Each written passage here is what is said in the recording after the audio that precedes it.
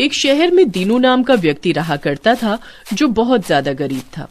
शहर में सड़क किनारे उसने एक टूटी फूटी रहने के लिए झोपड़ी बना रखी थी। उसकी पत्नी ममता की 2 साल पहले ही मौत हो चुकी थी। उसकी एक ही 15 साल की बेटी थी जिसका नाम राधा था। राधा बेचारी जन्मजात गूंगी थी।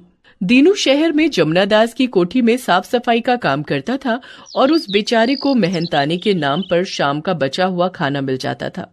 एक दिन दीनू अपने मालिक जमुना दास के पैर दबा रहा था। मालिक, मुझे 100 रुपये की बहुत जरूरत है। 100 रुपये? तुझे पता है 100 रुपये में कितने जीरो होते हैं? और तुझे क्या जरूरत आ पड़ी पैसों की? क्या तेरी राधा बिटिया को फिर से बुखार चढ़ गया क्या? अगर चढ़ गया है तो गिल्ली पट्टी रख दे, उतर जाएगा। नहीं मालिक, मेरी बिटिया की चप्पल घिस गई है। 2 साल पहले ही दिलवाई थी। रोड पर नंगे पैर चलने से उसके पैर में घाव हो गए हैं। घर पर इतनी बेकार चप्पलें पड़ी हुई है, वही पहना दे। बिटिया के लिए एक नई चप्पल खरीदनी थी मालिक। ये सुनते ही जमुना दास का गुस्सा 7वें आसमान पर पहुंच गया। क्यों रे, तुझे जो खाने को मिलता है वो कम है क्या कि अब तू पैसे भी मांगने लगा? अगर तेरी औकात चप्पल पहनने की भी नहीं थी तो बच्चे क्यों पैदा किए? मालिक, मैं बरसों से आपके यहाँ काम कर रहा हूँ। मेरी पत्नी भी आपके यहाँ काम करते करते मर गई। आज पहली बार मैंने आपसे कुछ पैसे मांगे, वो भी बिटिया की चप्पल के लिए। हरामखोर, जुबान लड़ाता है। ये क्यों नहीं कहता कि तू दमे का मरीज है? तेरे अंदर कोई काम करने की ताकत भी नहीं है। एक तो तुझे काम दिया, खाने को दिया, भिखारी कहीं के, चल निकल यहाँ से। इतना कहकर जमुना दास लातों और घूसों से दीनू को बुरी तरह से पीटने लगा। दीनू बार बार हाथ जोड़कर माफी मांग रहा था, मगर जमुना दास को दीनू पर बिल्कुल भी तरस नहीं आया। उसने दीनू को धक्के मारकर अपनी कोठी से बाहर निकाल दिया। दीनू दर्द से कराहता हुआ अपनी झोपड़ी में आकर बैठ गया। उसके शरीर से खून निकल रहा था और वो दर्द से कराह रहा था। अपने पिता को दर्द से कराहते देख राधा तुरंत दौड़ी दौड़ी आई और वो इशारों इशारों में दीनू से पूछने लगी, ये क्या हुआ बाबा?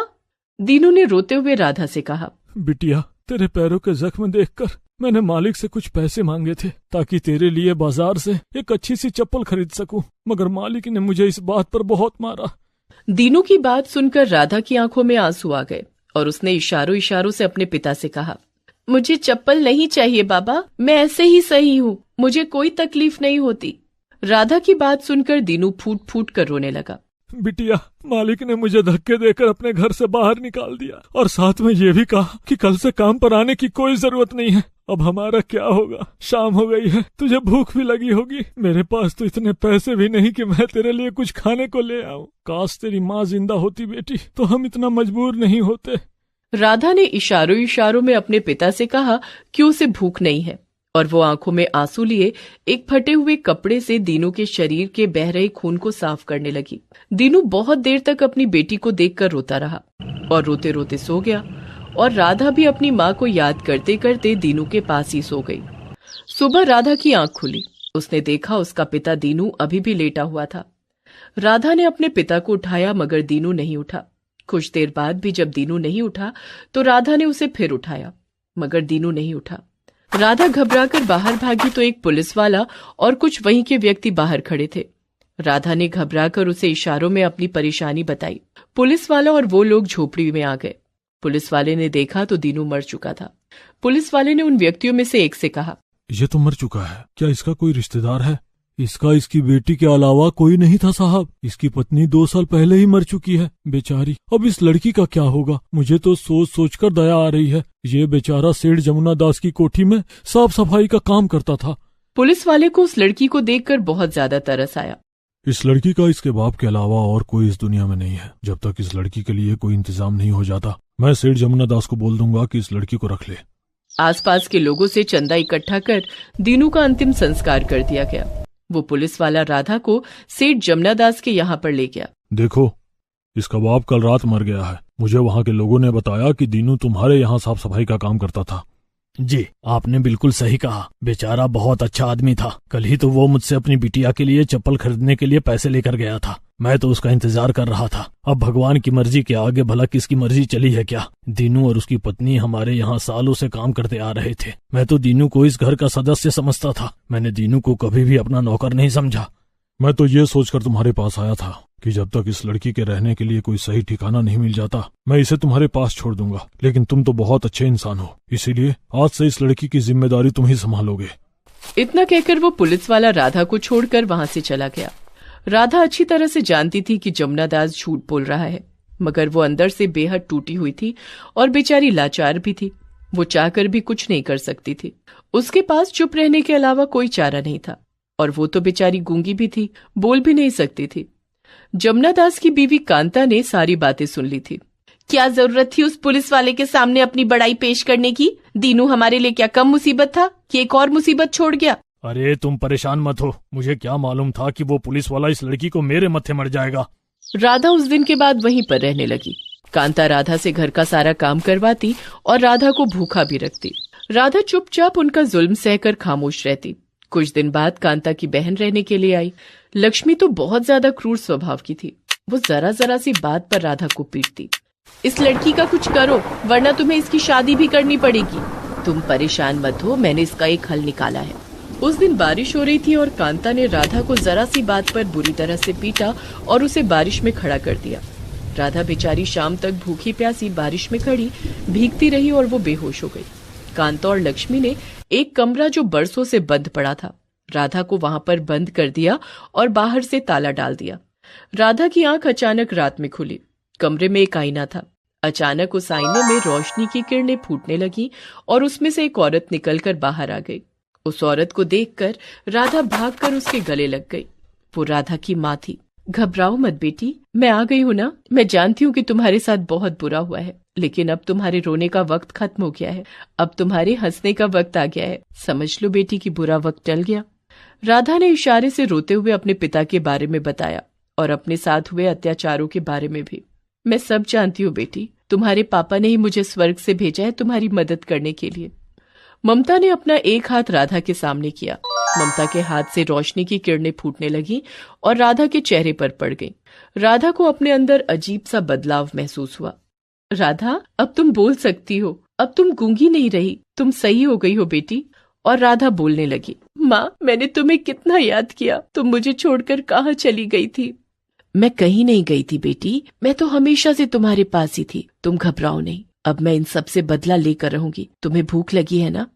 हाँ माँ, इन लोगों ने मुझे सुबह से कुछ भी खाने को नहीं दिया। ममता ने अपने जादू से राधा के सब मनपसंद व्यंजन राधा के सामने रख दिए। राधा ने पेट भरकर खाना खाया। सुबह हो चुकी थी। चलो जरा चलकर देखते हैं, लगता है हमारा काम हो गया। हाँ चलो देखते हैं, मर गई होगी नासपिटी अब तक। कांता और लक्ष्मी खुश होते हुए उस कमरे की ओर चली गईं। मगर जैसे ही उन्होंने कमरे के दरवाजे को खोला तो उन्होंने देखा कि राधा नए कपड़े पहने हुए कुर्सी पर आराम से बैठी हुई सेब खा रही थी।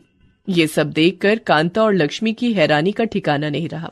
अरे कांता, हम लोग तो समझ रहे थे कि ये मर गई होगी, मगर ये तो आराम से बैठकर सेब खा रही है। मेरी तो कुछ समझ में नहीं आ रहा है कि ये माजरा क्या है। ए लड़की, तुझे ये सेब किसने दिया?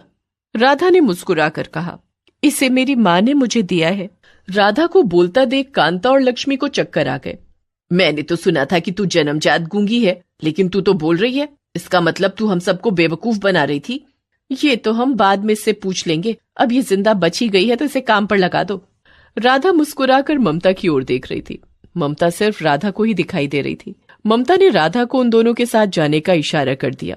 राधा कांता और लक्ष्मी के साथ चली गई। चल जा, मेरे लिए एक गिलास पानी लेकर आ, बहुत जोरों से प्यास लगी है। लक्ष्मी ने यह कहा ही था कि अचानक उसने देखा कि जग अपने आप उठकर लक्ष्मी के पास आ गया। ये देखकर लक्ष्मी की चीख निकल गई। लक्ष्मी की चीख सुनकर कांता दौड़ी दौड़ी लक्ष्मी के पास आई। क्या हुआ बहन, चिल्लाई क्यों? भूत भूत, ये लड़की भूत बन गई है। ये सब क्या नाटक है राधा, अभी तुझे बताती हूँ मैं। कांता राधा को मारने के लिए दौड़ी ही थी कि अचानक उसे लगा जैसे कि उसका पैर किसी ने पकड़ लिया हो। अरे मेरा पैर किसने पकड़ा? पैर ममता ने पकड़ा था, मगर वो उन दोनों को दिखाई नहीं दे रही थी। ममता ने कांता को उठाकर फर्श पर पटक दिया। कांता दर्द से चीख उठी। ये सब देखकर लक्ष्मी उठकर सीधी बाहर की तरफ भागी और जमुना दास से जा टकराई। क्या बात है लक्ष्मी बहन, बहुत घबराई हुई हो? लक्ष्मी ने डरते डरते जमुना दास को सारी बातें बताई। जरूर उस लड़की ने तुम्हें बेवकूफ बनाया होगा, मैं जाकर देखता हूँ। जमुना दास कमरे में गया तो देखा उसकी पत्नी फर्श पर लेटी हुई दर्द से कराह रही थी कि अचानक जमुना दास के गाल पर किसी ने थप्पड़ मारा। अरे कौन है? मुझे किसने मारा? ये सब क्या हो रहा है? थप्पड़ ममता ने ही मारा था। जमुना दास के ऊपर लातों और घूसों की बारिश होने लगी। ये सब देखकर जब तीनों बेहद ज्यादा डर गए जमुना दास हाथ जोड़कर चिल्लाने लगा। मुझे माफ कर दो राधा। मैं जानता हूँ मैंने तुम्हारे पिता दीनू के साथ बहुत गलत किया। उस बेचारे ने मुझसे सिर्फ 100 रुपये मांगे थे और उसके बदले में मैंने उसे बहुत पीटा। जमुना दास को नहीं पता था कि उसकी ये बातें वही पुलिस वाला सुन रहा था जो राधा को देखने के लिए आया था। उस पुलिस वाले ने जमुना दास को और उसकी सारी फैमिली को गिरफ्तार कर लिया। अदालत में राधा ने उन सबकी काली करतूतों का पर्दाफाश कर दिया। जमुना दास, कांता और लक्ष्मी को सजा हो गई। अदालत ने सारी जायदाद राधा के नाम कर दी। अब मैं जा रही हूँ बेटी, कभी भी तुम पर कोई मुसीबत अगर आएगी ना तो मैं जरूर आऊंगी। राधा ने खुशी खुशी ममता को विदा किया। राधा ममता को अपनी माँ समझ रही थी, मगर सच तो ये था कि वो एक परी थी। वो उसी आईने में रहती थी। वो राधा के सामने उसकी माँ का रूप लेकर आई थी। राधा की गरीबी उस परी से देखी नहीं गई थी। मोहन चाचा, जिनकी कोई संतान नहीं होती ना ही कोई परिवार, गांव से शहर आकर वो अपनी एक चाय की दुकान चलाते हैं और अपना जीवन यापन करते हैं। एक दिन मोहन चाचा रोजाना की तरह अपनी चाय की दुकान खोलते हैं। उनकी चाय की दुकान पर लोगों का आना जाना और चाय पीना लगा रहता है। अचानक मौसम में बिजली कड़कने लगती है और देखते ही देखते खुशनुमा मौसम बरसात के मौसम में बदल जाता है। धीरे धीरे बारिश शुरू हो जाती है और देखते ही देखते बारिश बड़ी तेजी से होने लगती है और सड़क पर पानी जमा हो जाता है, मानो वहां तालाब बन गया हो। अचानक एक गरीब असहाय दिखने वाली लड़की, जिसके कपड़े बहुत मैले कई जगह से फटे होते हैं, जिसकी उम्र 10 साल होती है, उसके पैरों में ना तो चप्पल होती है और ना ही उसके पास कोई चुन्नी। गठरी सी बनी हुई वो बारिश से बचने के लिए मोहन चाचा की चाय की दुकान के कोने में आकर खड़ी हो जाती है। उसके कपड़े गीले हो चुके होते हैं और वो ठंड से ठिठुरती हुई सहमी सी लोगों को चाय पीते हुए एक टक देखती रहती है। उसके एक हाथ में भीख मांगने वाला कटोरा होता है जिसमें 4-6 सिक्के होते हैं। उन सिक्कों को कटोरे में से निकालकर वो अपनी मुट्ठी में दबा लेती है ताकि कोई उससे वो सिक्के छीन न सके। ठंड से बचने के लिए वो कुछ देर बाद मोहन चाचा की अंगीठी के पास आ जाती है और तापने लगती है। कुछ देर बाद वो वहाँ चाय पीने वालों से अपने मुंह की ओर खाने का इशारा करते हुए पैसे मांगने लगती है। चाय पीने वालों में से कुछ लोग तो उसे हट हट पगली, दूर हट कहने लगते, तो कोई उसे भिखमंगी कहने लगता। कई लोग तो उसे मारने तक उठ जाते। ये सब मोहन चाचा देख रहे होते हैं। उन्हें ये बहुत बुरा लगता है। वे लोगों से कहते हैं, रहने दो भाई, बेचारी कौन है, कहाँ से आई है, उसका घर कहाँ है? पगली है, दिखता नहीं क्या मोहन भैया तुम्हें? हैं? फटे पुराने मैले कुचैले कपड़े पहने ये तुम्हें कहीं की राजकुमारी लगती है क्या? लगता है ये कपड़े बरसों से धुले नहीं है। हाँ भाई, तुम एकदम ठीक कर रहे हो, पर पहले तो मैंने इस पगली को यहाँ नहीं देखा। हाँ, मैंने भी इस पगली को पहले नहीं देखा है। ए पगली, बता कहाँ से आई है तू? बता नहीं तो। छोड़ो भाई, उसे अपने हाल पर छोड़ो। चलो हम लोग चाय पिए और चलें। पता नहीं माँ बाप भी बस पैदा करके छोड़ देते हैं। अरे पालना बस का नहीं होता तो पैदा ही क्यों करते हैं? अरे ये कहीं और से आई है पगली है, जरा अपना सामान बचा कर रखना, नहीं तो कुछ चोरी करके ना भाग जाए। हाँ, मुझे तो पागल के साथ साथ चोरनी जैसी दिखती है। देखो शक्ल देखो इसकी। भाइयों छोड़ो उसको, लो ये लो गर्मा गर्म चाय, चाय का मजा लो और उसे उसके हाल पर छोड़ दो। जब चाय पीकर लोग चले जाते हैं तो मोहन चाचा उस गरीब लड़की के पास जाते हैं और उससे कहते हैं, बेटी डरो नहीं, तुम्हारा नाम क्या है? मैं किरण हूँ चाचा। लो चाय लो, लो पहले चाय पी लो बेटी। अच्छा बेटी, तुम कहाँ से आई हो और कहाँ की रहने वाली हो? मैं चाचा शहर के कोने में जो झोपड़पट्टी है ना, उसमें रहती हूँ। अच्छा अच्छा, और बेटी तुम्हारे माता पिता कौन है? माँ नहीं है, बस बाबा हैं। बेटी क्या भूख लगी है तुम्हें? हाँ लेकिन बेटी तुम भीख क्यों मांगती हो? इतना कहने पर वो लड़की वहां से भाग जाती है। उस रात मोहन चाचा को ठीक से नींद नहीं आती और वो उस लड़की के बारे में सोचते हैं। मन ही मन कहते हैं, पता नहीं बेचारी पर क्या बीती होगी, इतनी सी उम्र में भीख मांग रही है। कल इसके बारे में और मालूम करूंगा। मौका मिला तो उसके बाबा से इस बारे में बात करूंगा। फिर अगली सुबह मोहन चाचा अपनी दुकान खोलते हैं, लेकिन आज वो गरीब लड़की वहां नहीं आई होती है। मोहन चाचा मन ही मन सोचते हैं, हे भगवान, क्या हुआ होगा उसके साथ? आज वो क्यों नहीं आई? क्या कोई अनहोनी हो गई? या वो लड़की झूठ बोल रही थी क्या? कहीं वो किसी अपराधी गैंग के हत्थे तो नहीं चढ़ गई? ये सब बातें उनके दिमाग में चल रही होती हैं। शाम होने को आती है, दुकान बंद करने का समय आ जाता है, फिर भी वो गरीब लड़की नहीं आती। तो मोहन चाचा को लगता है कि वो लड़की झूठ बोलकर कहीं गई, कि कहीं उसका भेद न खुल जाए। इस डर से वो लगता है नहीं आई। इस तरह एक सप्ताह का समय बीत जाता है। एक दिन अचानक वो लड़की एक शाम मोहन चाचा की चाय की दुकान के कोने में खड़ी दिखाई देती है। उसे देखते ही मोहन चाचा से रहा नहीं जाता और वो उससे कुछ पूछने जाते हैं कि वो बहुत तेजी से अपने घर की ओर भागती जाती है।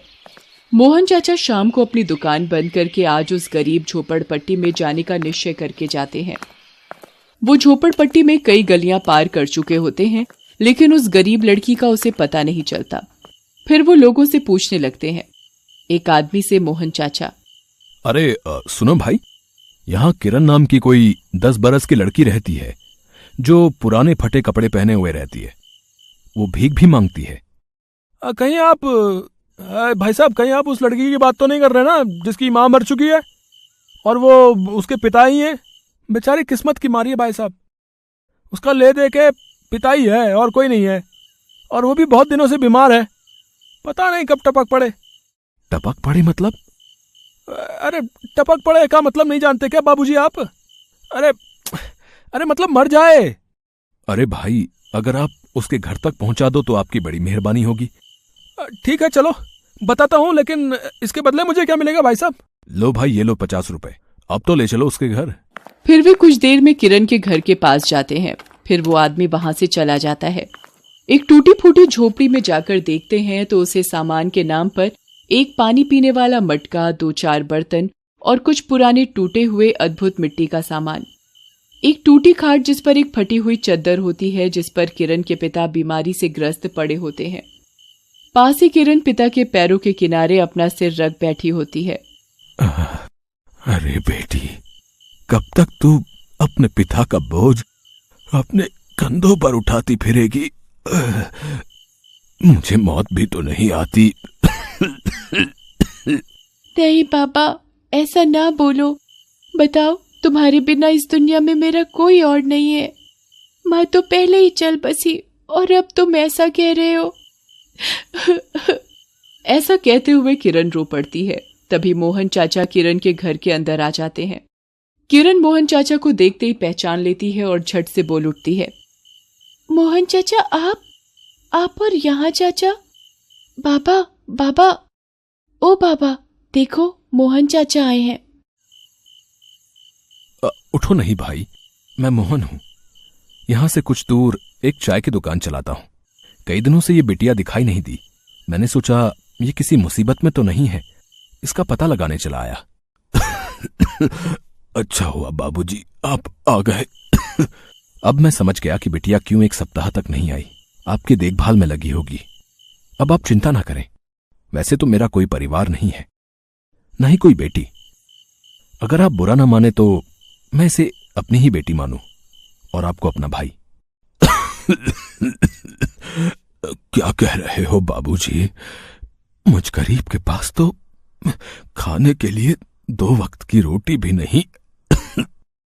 बेटी भीख मांगती है तो मुझ बीमार अपाहिज को खाना मिलता है, और इस घर की हालत तो आप देख ही रहे हैं। लोगों की मिन्नत करके तो कहीं से दवा दारू का इंतजाम हो पाता है। अब मेरा कोई पता नहीं कब तक जिंदा रहूं। आप इस बेटी को अपनी बेटी मानते हैं, इससे भला और क्या होगा। आप चिंता ना करें, अब से आप लोग ही मेरा परिवार हैं। मैं आपका इलाज कराऊंगा और इस बिटिया को पढ़ने के लिए स्कूल भेजूंगा। आप तनिक भी चिंता ना करें, इस बिटिया को खूब पढ़ाऊंगा। फिर मोहन चाचा डॉक्टर को फोन करते हैं और किरण के पिता का इलाज एक अच्छे से अस्पताल में करवाते हैं। साथ ही साथ किरण का दाखिला भी एक स्कूल में करवाते हैं। धीरे धीरे किरण के पिता का स्वास्थ्य भी ठीक हो जाता है और अब किरण के पिता भी मोहन चाचा के काम में हाथ बटाने लगते हैं। फिर वे लोग खुशी खुशी एक साथ रहते हैं।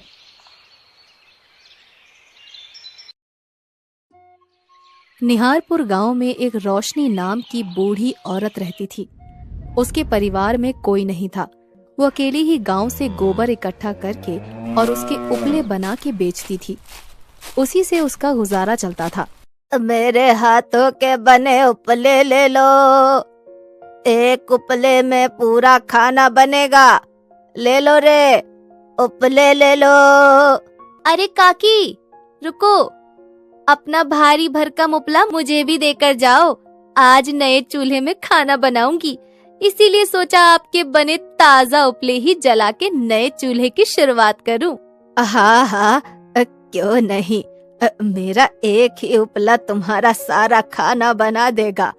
इतने बड़े बड़े उपले जो बनाती हूँ। अरे काकी, आज तो उपले बड़े अच्छे दिख रहे हैं। अरे मुझे भी उपले दे दो। ले लो, जितना मर्जी उतने उपले ले लो। आज बहुत सारे उपले बना कर लाई हूँ, बहुत अच्छी आग जलेगी। बूढ़ी काकी उपले तो अच्छे बनाती थी, लेकिन उसके दाम ज्यादा नहीं मिलते थे। एक तो पूरा दिन सिर पर वजन उठा के घूमो और फिर लोग दाम भी ज्यादा नहीं देते। यही सोचकर रोशनी काकी घर आती हैं और फिर उपले वाले पैसे से अनाज खरीद के पकाकर खा के बिस्तर पर लेट जाती हैं। हे भगवान, कैसे दिन है। इतने बुढ़ापे में भी पेट भरना भारी पड़ रहा है। जिस दिन उपले बिक जाएं, उस दिन तो बढ़िया है, लेकिन जिस दिन उपले ना बिकें, उस दिन तो भूखा ही सोना पड़ता है। आगे आगे पता नहीं क्या होगा। हे भगवान, कुछ तो सोचो मेरे बारे में। ऐसे ही सोचते सोचते रोशनी काकी सो जाती हैं और सुबह उठकर फिर से गांव में गोबर उठाने चल पड़ती हैं और जिस किसी भी गाय भैंस का गोबर लेती उसे पहले प्यार से सहलाती और दुलारती थी, फिर उसका गोबर उठाया करती थी। वहीं गांव में भीमा की गाय काकी को बहुत अच्छी लगती थी। अरे मेरी प्यारी गाय, तुम कितनी अच्छी हो। तू भी तो भीमा को खूब सारा दूध देती है, जिससे उसे अच्छी खासी कमाई होती है। जैसे उसे बहुत सारा दूध देती है, वैसे ही मुझे भी बहुत सारा गोबर दिया कर, ताकि मैं बहुत सारे उपले बना के बेचूं। देख, आज मैं तेरे लिए ज्यादा तो नहीं, लेकिन ये थोड़ी सी घास लेकर आई हूँ। तभी वहाँ भीमा उठकर आता है। अरे रोशनी काकी, गोबर लेने आई हो? हाँ बेटा, लेकिन लगता है तुम अपनी गाय को ज्यादा कुछ नहीं खिलाते। देखो तो कितना कम गोबर किया है। अरे ये भी कोई हमारे हाथ में है? जितना भूख होती है उतना ही तो खाती है। वैसे तो आजकल दूध भी कुछ खास नहीं देती। अच्छा बेटा, अगर ऐसा है तो डॉक्टर को दिखाओ, वरना तो हम दोनों को ही नुकसान होगा। हाँ काकी, दिखाता हूँ जल्दी ही। उस दिन काकी को गांव से ज्यादा गोबर नहीं मिलता और जितना गोबर मिलता है उसके बहुत कम उपले बनते हैं और उन्हें बेच के उन्हें बहुत कम अनाज मिलता है। हे भगवान, आप ये कैसी परीक्षा ले रहे हैं? अब ऐसी परीक्षा देने की मेरी कहाँ हिम्मत है। इससे अच्छा तो तू मुझे अपने पास ही बुला ले, या तो तू मेरा साथ दे और मुझे बस 1-2 टाइम की रोटी ही अच्छे से नसीब करवाया कर।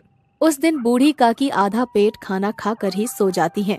अगले दिन काकी फिर अच्छा सोचकर गोबर लेने निकल पड़ती हैं। चलो, क्या पता आज कुछ ज्यादा गोबर मिल जाए, तो भगवान की दुआ से आज तो पेट भर खाना ही मिल जाएगा। पहले भीमा की गाय के पास चलती हूँ, उसकी गाय का गोबर मेरे लिए शुभ होता है। और बूढ़ी काकी भीमा की गाय का गोबर लेकर शांति की गाय का गोबर लेने पहुँच जाती हैं। अरे शांति बेटी, कहाँ हो? आज का गोबर तो दे दो। शांति बाहर आकर जरा सा गोबर दिखाकर बोलती है, ये पड़ा है काकी गोबर, ले जाओ। अरे शांति, ये तो बहुत कम गोबर है।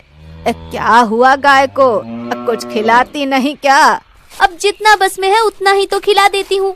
बस में तो बहुत है, लेकिन लालची जो है सोचती है कम खिलाऊंगी तो कम खर्चा होगा।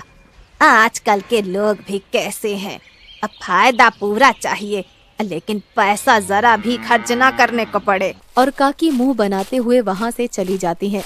उस दिन भी बूढ़ी काकी को ज्यादा गोबर नहीं मिलता। आज भी कल के जैसे ही कम गोबर मिला है। क्या करूं, ऐसे तो खाने के लाले पड़ जाएंगे। कुछ तो सोचना ही पड़ेगा। तभी काकी के दिमाग में एक आइडिया आता है और अगले दिन सुबह काकी फिर गोबर लेने के लिए निकल पड़ती हैं। और जैसा कि सबसे पहले बूढ़ी काकी भीमा की गाय का ही गोबर लेने जाती हैं। अरे भीमा, आज भी गाय ने गोबर अच्छे से किया या नहीं? आज भी कल जितना ही गोबर है। लगता है तुम तो इस प्रतियोगिता में हार ही जाओगे। कैसी प्रतियोगिता काकी?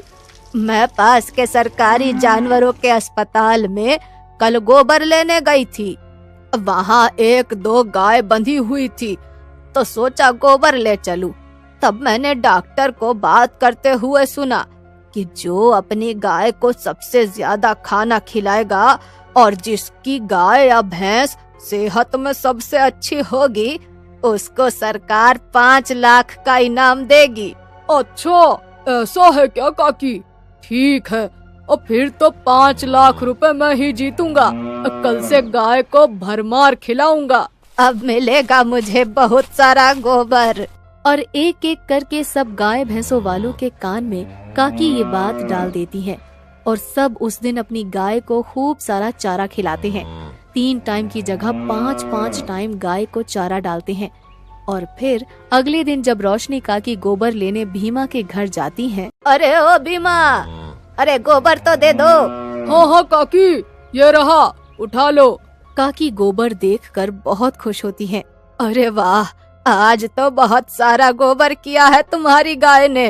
हाँ काकी। सही है बच्चू, अब आया ऊंट पहाड़ के नीचे।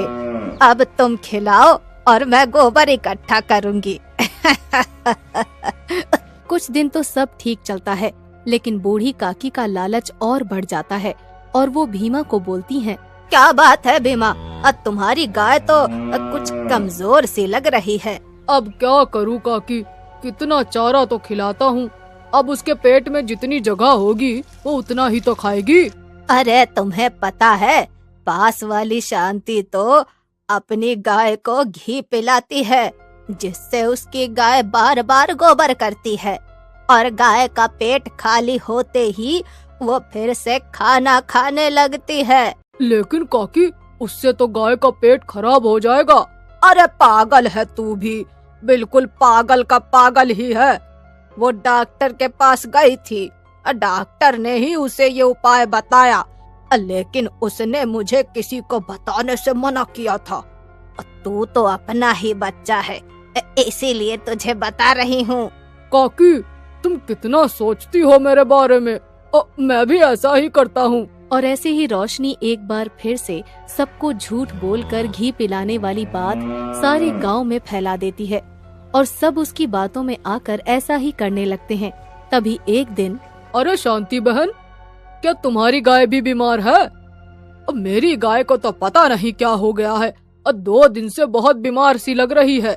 हाँ भैया, मेरी भी गाय कुछ ठीक सी नहीं लग रही है। ऐसे ही धीरे धीरे सभी के जानवर बीमार हो जाते हैं।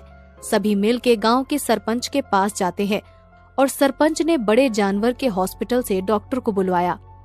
डॉक्टर ने जानवरों को देखा और बताया, तुम सबके जानवरों का पेट खराब हो गया है, लगता है जैसे घी पिलाया जा रहा हो।